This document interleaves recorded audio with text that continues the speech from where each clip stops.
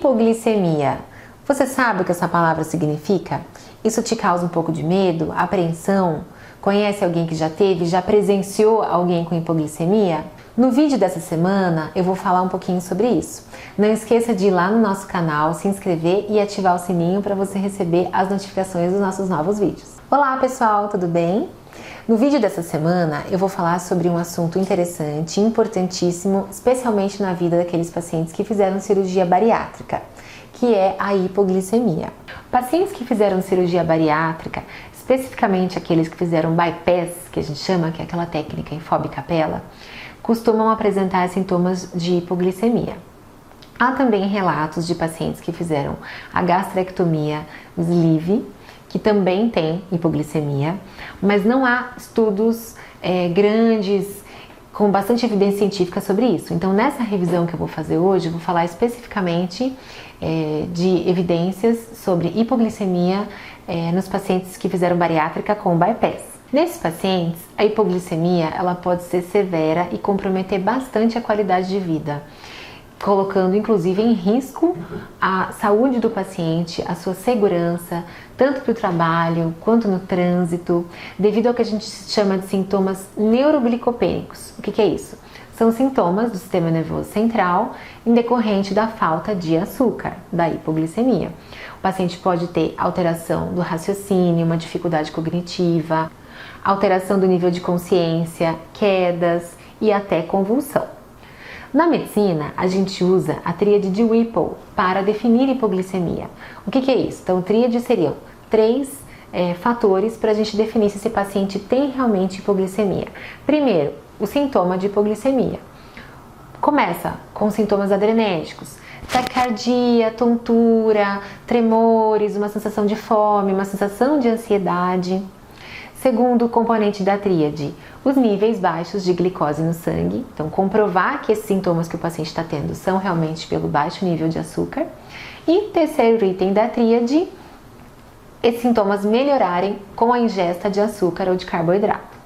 Estima-se que até 38% dos pacientes que fizeram a técnica Fob Capella com bypass podem experimentar em algum momento hipoglicemia, e até 12% deles têm hipoglicemias recorrentes e graves que levam o paciente até a procurar assistência médica de saúde. Normalmente, o paciente apresenta hipoglicemia após 1 ano da cirurgia bariátrica e esses sintomas normalmente ocorrem de 1 a 3 horas após uma refeição. Normalmente não é noturna e muito menos após um jejum prolongado de aproximadamente 12 horas. Normalmente é uma hipoglicemia pós-prandial. Muitos pacientes pós-cirurgia bariátrica têm síndrome de dumping e esses sintomas são parecidos. Um pouco de tontura, um mal-estar, um pouco de taquicardia, fadiga. Como que a gente vai diferenciar então se isso é dumping ou se é hipoglicemia? Foi feito então para essa população um valor de corte de glicose menor que 50 nanogramas por decilitro. Então, se o paciente tem uma glicose menor que 50, o paciente pós-bariátrica, então ele tem hipoglicemia e não uma síndrome de dumping. Mas os sintomas podem realmente ser um pouco confusos e parecidos.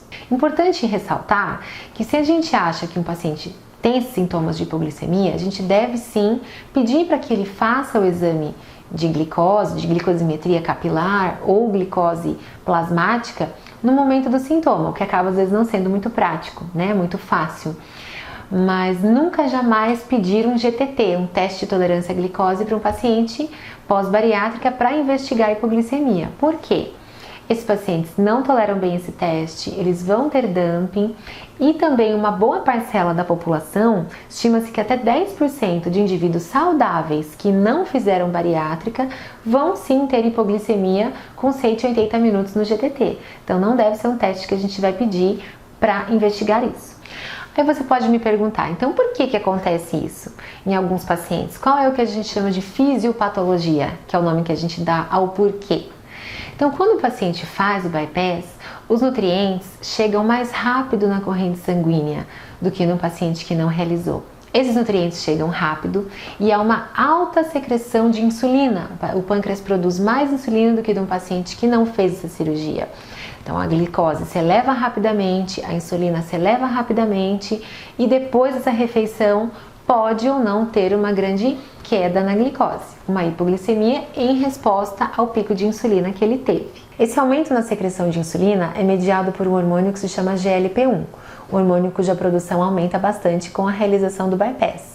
E acredita-se também que nesses pacientes há uma redução da produção de glucagon, que é o principal hormônio contrarregulador da insulina, ou seja, o hormônio que aumentaria o nível de glicose no sangue. Nesse artigo, ele discute bastante se haveria uma predisposição individual. Então, por que alguns pacientes terão hipoglicemia e outros não? Na realidade, não se sabe.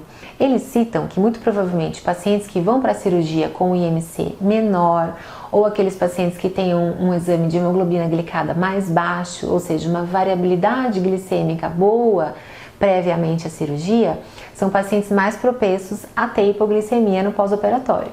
E também aqueles pacientes que perdem peso muito rapidamente com 6 meses de cirurgia bariátrica. É importante ressaltar para o paciente a diferença entre o dumping e a hipoglicemia. Então, o paciente tem que saber diferenciar quando ele tem dumping e quando ele tem hipoglicemia. Um dos fatores importantes é a gente diagnosticar através da glicose. E outra coisa que ajuda a diferenciar é o fato de que o dumping, a gente pode evitar o fator desencadeador, ou seja, se eu não comer um alimento muito osmolar, um leite condensado, um doce muito intenso, muito forte, eu provavelmente não terei dumping. A hipoglicemia, muitas vezes o paciente não consegue evitar. Qual é o tratamento, então, para hipoglicemia em pacientes pós-cirurgia bariátrica? É muito importante ressaltar a dieta. A dieta é pedra angular para o tratamento da hipoglicemia. No artigo ele cita que, na realidade, a dieta não é a causa, como o dumping. A gente sabe que o paciente muitas vezes provoca o dumping pelo mau hábito alimentar. Na hipoglicemia ele já não coloca, não é culpa do paciente, muitas vezes o paciente é predisposto. A medida alimentar mais importante seria cessar o consumo do açúcar simples, diminuir bastante os carboidratos de alto índice glicêmico, trocando por refeições porcionadas de carboidrato ao longo do dia. Ele cita, por exemplo, 30 gramas de carboidrato nas grandes refeições e 15 gramas de carboidrato nos lanches. Carboidratos preferencialmente de baixo índice glicêmico. A orientação de fazer uma refeição balanceada é sempre muito importante. Consumir esses carboidratos junto com proteína, junto com gordura boa, esses alimentos vão mudar a velocidade de absorção do açúcar, do carboidrato da alimentação, evitando um pico muito alto de glicose no sangue com uma consequente queda. Alguns estudos mostram a importância do amido de milho na redução dos sintomas de hipoglicemia. Então, é um alimento importante a gente orientar os pacientes a introduzir nas refeições para que reduza os sintomas de hipoglicemia.